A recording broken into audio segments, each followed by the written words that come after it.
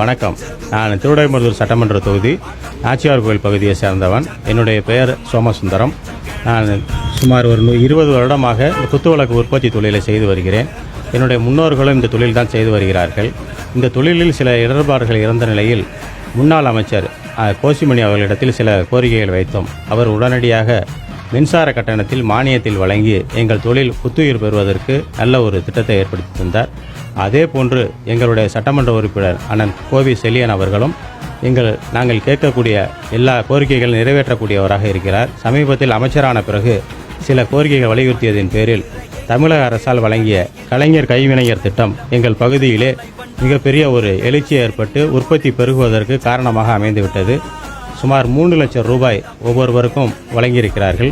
அதில் எங்களுக்கு பயிற்சி கொடுத்து ஒரு 50,000 ரூபாய் மானியமும் வழங்கியிருக்கிறார்கள். கிட்டத்தட்ட 2.5 லட்சம் கட்டினால் போதும் என்றார்கள்.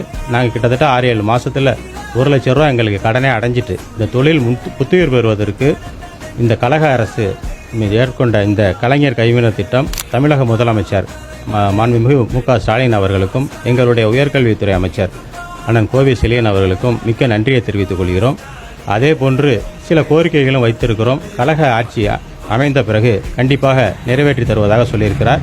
நாங்களும் சுமார் இந்த பகுதியிலே ஒரு 5,000 நபர்கள், ஆண்கள் பெண்கள் உட்பட இந்த தொழில் செய்து வருகிறோம். நாங்கள் திமுகவுக்கு வாக்களிக்கிறதுக்காக தயாராக இருக்கிறோம். ஏன்னா கேட்கக்கூடிய கோரிக்கைகளை நிறைவேற்றக்கூடிய அரசாக இந்த தமிழக அரசு இருக்கிற காரணத்தினால் எங்களுடைய ஓட்டை கண்டிப்பாக திராவிட முன்னேற்ற கழகத்திற்கும் கோவி செல்லியன் அவர்களுக்கு, நம்ம பகுதியினுடைய வேட்பாளர் அவர்களுக்கு அளிக்க தயாராக இருக்கிறோம் என்பதை மிக மகிழ்வுடன் தெரிவித்துள்ளேன்.